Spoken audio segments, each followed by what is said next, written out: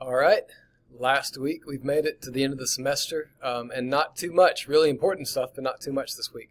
So first off, the final exam is going to be Monday.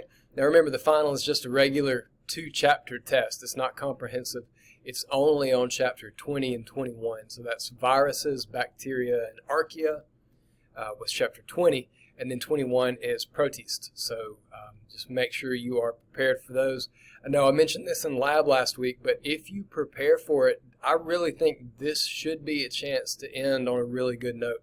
You got to prepare, you got to study, but if you'll do all that, I think you can finish with a solid grade for the class. All right, so that's Monday.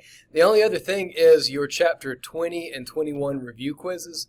Those are both due before the test Monday morning, and the end of semester survey is also due before the test. So 8 o'clock on Monday is when that test is. Just make sure you do the review quizzes and the end of the semester survey before you finish that up.